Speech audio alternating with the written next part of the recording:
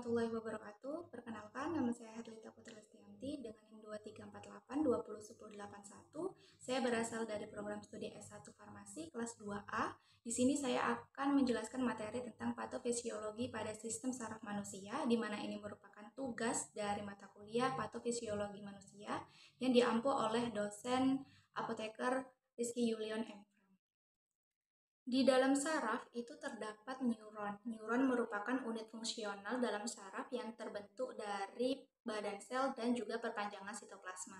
Secara rincinya, neuron itu terdiri dari 3 komponen, yaitu yang pertama ada yang namanya badan sel, kemudian yang kedua ada akson, dan yang ketiga adalah dendrit. Nah, untuk komponen yang pertama itu ada badan sel, di mana badan sel ini merupakan bagian terbesar dari neuron. Nah, badan sel dapat terbentuk dari retikulum endoplasma, membran sel, nukleolus, dan juga sitoplasma. Nah, fungsi dari badan sel itu sendiri yaitu untuk menerima rangsangan dari dendrit kemudian meneruskannya ke akson. Komponen yang kedua itu ada akson. Nah, akson ini merupakan komponen yang berfungsi untuk mengeluarkan rangsangan dari badan sel dan meneruskannya ke seluruh bagian neuron lainnya. Komponen yang ketiga itu ada yang namanya dendrit. Dendrit ini merupakan perpanjangan dari sitoplasma yang berganda dan juga pendek. Fungsi dari dendrit itu sendiri yaitu untuk menerima rangsangan, kemudian mengubah rangsangan itu menjadi impuls dari saraf, dan kemudian itu akan diteruskan ke seluruh bagian tubuh. Nah, untuk susunan sistem saraf manusia itu sendiri, itu secara garis besar dibagi menjadi dua, yaitu yang pertama ada sistem saraf pusat dan yang kedua ada sistem saraf tepi. Untuk sistem saraf pusat, itu dia terdiri dari dua bagian, yaitu yang pertama ada yang namanya otak dan yang kedua ada sumsum tulang belakang atau medula spinalis. Untuk otak itu sendiri akan dibagi lagi menjadi tiga, yaitu ada otak besar, otak kecil, dan juga ada sumsum lanjutan atau medula oblongata. Nah, untuk sistem saraf tepi itu terbagi lagi menjadi dua. Ada yang namanya sistem saraf somatis atau bekerja secara sadar dan sistem saraf otonom yang bekerja secara tidak sadar. Nah, untuk sistem saraf somatis itu terdiri dari 12 pasang saraf otak dan juga 31 pasang saraf sumsum tulang belakang. Untuk saraf otonom sendiri itu dia terdiri dari saraf simpatis dan saraf parasimpatis. Baiklah, di sini kita akan melanjutkan ke mekanisme kerja dari sistem saraf pusat.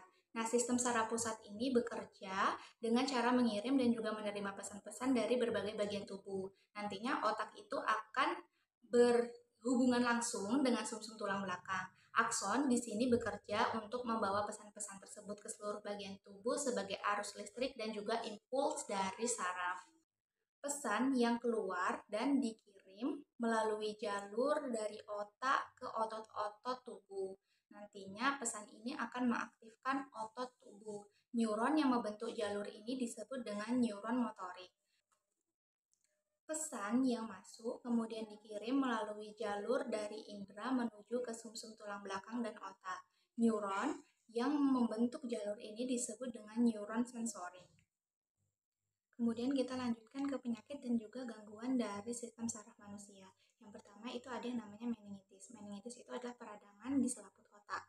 Kejadian tertingginya itu terjadi antara kelahiran sampai dengan umur 2 tahun dengan resiko tertinggi terkena meningitis itu antara setelah lahir pada umur 3 sampai 8 bulan. Beberapa gejala yang dapat dirasakan oleh pasien meningitis itu yang pertama ada yang namanya demam tinggi, kemudian mual dan muntah, sakit kepala, yang keempat itu leher kaku, dan yang kelima itu kejang. Ada juga beberapa pasien itu mengalami nafsu makan dan minum yang menurun, kemudian ada gangguan pernapasan atas dan juga ada beberapa gangguan kesadaran berupa letargi bahkan koma. Uji yang dapat dilakukan atau pemeriksaan yang dapat dilakukan oleh pasien meningitis itu dapat berupa pemeriksaan fisik dan pemeriksaan lanjutan. Untuk pemeriksaan fisik itu berupa tanda kernik, kemudian ada yang namanya kaku kuduk. Kemudian untuk pemeriksaan lanjutan itu ada yang namanya pemeriksaan darah, pemeriksaan radiologis, EEG atau elektroencelografi, kemudian ada CT scan dan juga MRI. Penyakit yang kedua itu namanya ensefalitis. Ensefalitis merupakan radang jaringan otak yang disebabkan oleh berbagai mikroorganisme.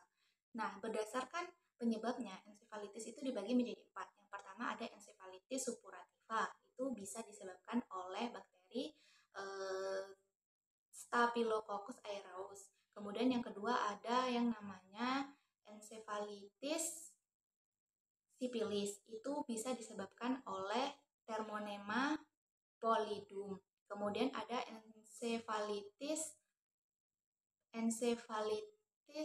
parasit. Ensefalitis parasit itu bisa disebabkan oleh beberapa parasit, contohnya itu adalah malaria. Kemudian yang keempat ada ensefalitis virus, contohnya adalah rabies. Kemudian manifestasi klinis dari ensefalitis itu sendiri atau gejala dari penyakit ensefalitis itu sendiri biasanya ditandai oleh trias ensefalitis, yaitu yang pertama demam, kemudian kejang, dan yang ketiga itu kesadaran menurun. Nah, untuk penyakit yang ketiga itu ada yang namanya malaria cerebral, di mana malaria cerebral ini termasuk ke dalam malaria berat yang dia itu mengalami penurunan kesadaran, koma yang tidak dapat dibangunkan. Nah, untuk manifestasi klinis dari malaria cerebral itu sendiri sebenarnya beragam ya. Tetapi ada 3 gejala terpenting pada pasien malaria cerebral, baik itu anak-anak maupun dewasa. Di mana 3 gejala ini yaitu meliputi yang pertama ada gangguan penurunan kesadaran, itu disertai dengan demam non spesifik. Kemudian yang kedua ada kejang umum. Yang ketiga itu ada koma menetap dari 24 jam sampai 72 jam. Mula-mula pasien masih bisa dibangunkan, kemudian tidak bisa dibangunkan lagi. Ada beberapa uji atau juga pemeriksaan yang dapat dilakukan oleh penderita dari malaria cerebral, yaitu yang pertama ada yang namanya pemeriksaan darah secara rutin, baik itu hemoglobin, kemudian penghitungan trombosit, dan lain sebagainya. Kemudian yang kedua itu ada analisa kimia, meliputi dari toksikologi urin dan juga darah. Kemudian ada CT scan dan MRI, ada EEG, dan juga GDS. Baiklah, sekian saja penjelasan materi tentang patofisiologi pada sistem saraf. Semoga apa yang saya sampaikan dapat bermanfaat bagi teman-teman semua. Dan juga saya mohon maaf apabila saya ada banyak kesalahan dalam menyampaikan materi. Saya akhiri, wassalamualaikum warahmatullahi wabarakatuh.